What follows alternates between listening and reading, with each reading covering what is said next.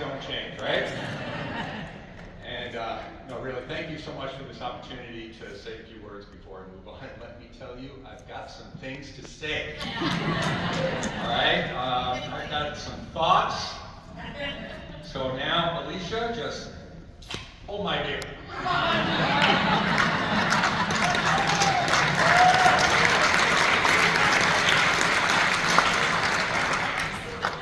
All right, let's start with this. Many of you probably have heard me say that one of my favorite leadership quotes is from Colin Powell, and that is, if you're not pissing somebody off, you're not doing your job as a leader. So judged by that standard, I think I did a pretty good job. I mean, who in this room have I not pissed off at some point over the last 26 years? So somebody raised their hand. Sorry I pissed you, I'll work on it. All right, so look, I don't want to spend a bunch of time talking about all the stuff that you accomplished and we accomplished together. We all know that. I just want to share a couple of leadership lessons, if I may, and then just say some thank yous and then move on. So leadership lesson one is be willing to admit mistakes and to learn from them. I recently made a mistake that's been bothering me for a couple months.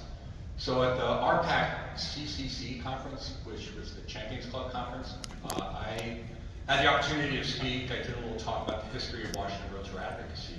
And as part of that talk, I showed there were some cartoons, some slides of images that I got from NAR going back to the 1920s. And one of them was a cartoonist's depiction of the highlights of the Realtor convention that took place at Mount Rainier at Paradise Lodge. It was just like this montage of little cartoons. And one of them was about how the Realtor wives were, or were not, enjoying wearing their mountain clothing. And the women weren't participants, they were guests. And that cartoon was essentially kind of, patting them on their little heads for being cute. And I can't remember exactly what I said, but I know in hindsight it really bothered me because I felt that I had made light of that situation and those times that we were living in. And somehow it was kind of funny to look back and see what the world was like then and how this organization reflected that world. And that was a mistake. And it bothered me because those women were real people who were excluded from this organization, who were deprived of the opportunity to engage in this profession, and who were not allowed to serve as leaders, as our current president is.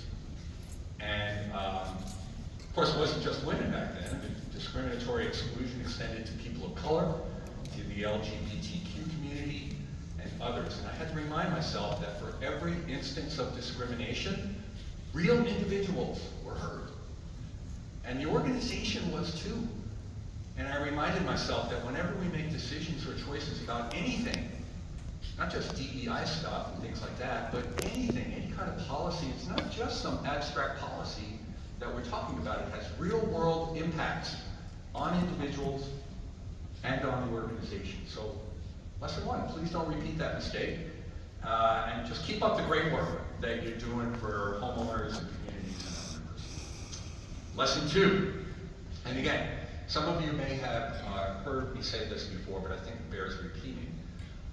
For me, personally, one of the hardest parts of leadership is the constant internal conflict that we experience between, on the one hand, trying to be open-minded and flexible and willing to listen to new ideas and grow and innovate, and on the other hand, not seeming wishy-washy or feckless or incapable of making up your mind and making a decision.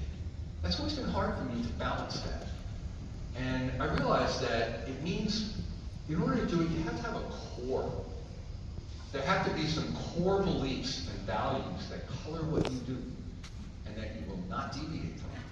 People need to know what you stand for. And that's true of organizations too.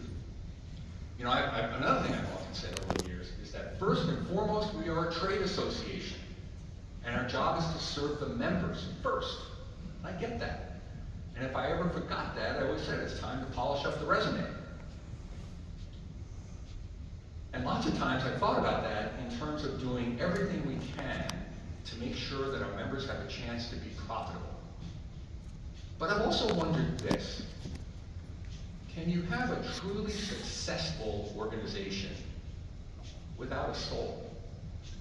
If you have no mission other than profit, can you just, not just survive, but truly thrive? You know, maybe you could do that if you are a for-profit company, you know, you're an oil company, maybe. But can you do that as a member organization? Would you, as Washington Realtors, have succeeded to the extent you have without a larger purpose, without something to actually believe in? And another question is, do all 23,000 people have to buy in? So these questions are all more important now than ever. I mean, just when we look at the turmoil at NAR. And I'm not going to offer any opinions on the specifics of that situation other than this. And that is associations, all associations, not just realtor associations, all associations need a culture that respects and protects their staff.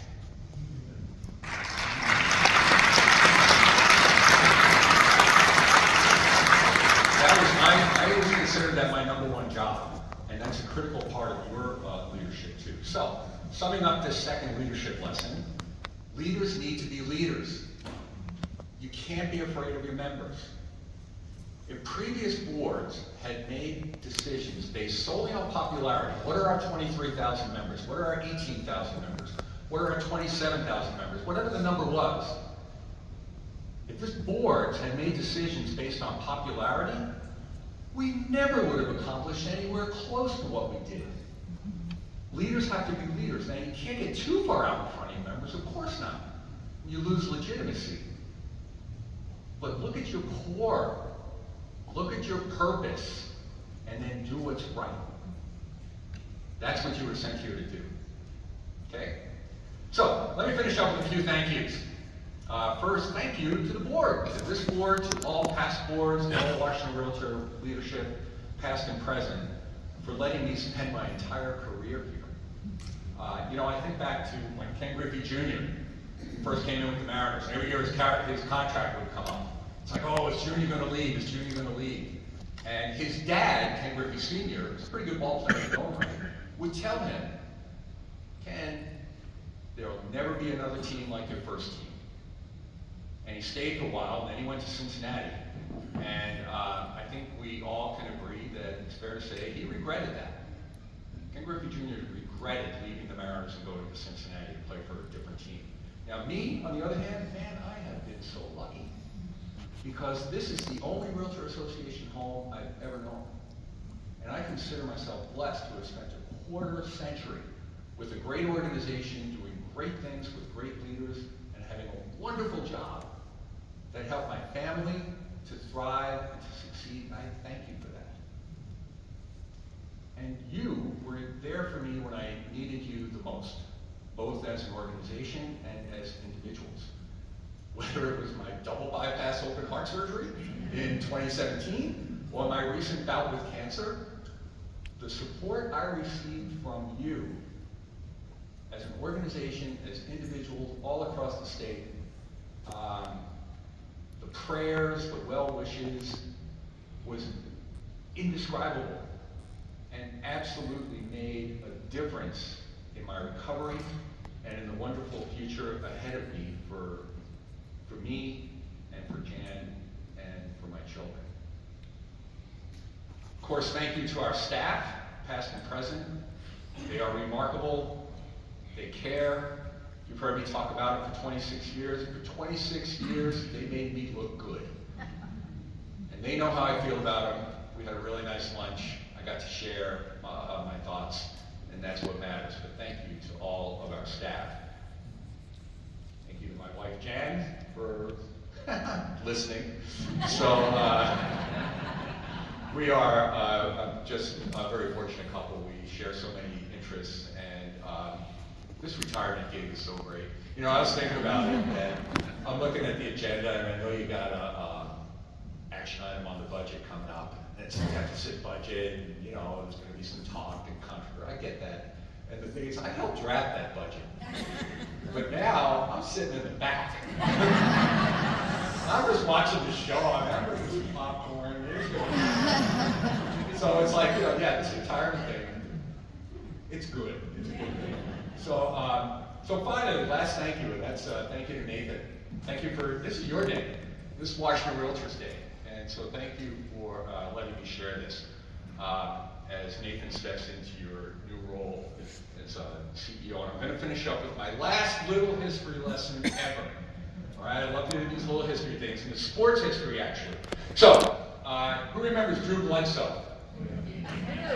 All right, most hands are up. Just as a reminder, Drew Bledsoe, quarterback, played at Walla Walla High School, was a star at the Washington State University, and he was the #1 overall quarterback, overall #1 draft pick in 1993 by the lowly, terrible, miserable, horrible New England Patriots. They were terrible. They had a 5-year stretch. They won 1 game 1 year. They won 2 games another. They were terrible. Drew Bledsoe comes in. He did a really good job. He did a great job. He brought them to a Super Bowl. Right? In the 1996 season, 1997 Super Bowl, they made it to the Super Bowl. They lost to the Green Bay Packers, Dale Chumley. But I beat you to it. So that's great. But in 2001, he suffered a near fatal injury during the season, and he was replaced by a young quarterback named Tom Brady, who combined with the head coaching leadership of Bill Belichick, went on to become the greatest dynasty in NFL history. So this is our tradition. It might be right about this part where you're saying, nice story, Steve, thank you, but what's your point? Where are you going with this? And maybe you do get it. Because with this analogy, I feel a lot like Drew Bledsoe. I think, we've done a really, really good job. And we are a great organization.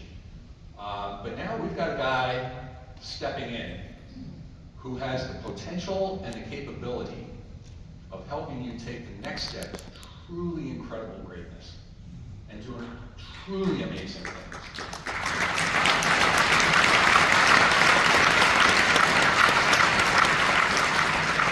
And I'm looking forward to watching it from the sidelines. Of course, the downside to this analogy is that makes all of you, the coaches, you're all the Bill Belichicks of this story.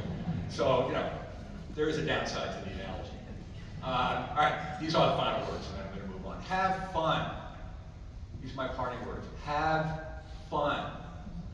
Nathan, Alicia, Jeff, John, Ryan, all of yous. Little New York flashback. All of yous out there. Have fun. Because, man, when the staff-volunteer partnership is clicking, when there's mutual respect on both sides, when people know their roles, and this thing is moving along, we do amazing things for our members and for our communities, and that is fun. So never forget to have fun. All right? So thank you all very much. I really appreciate everything, and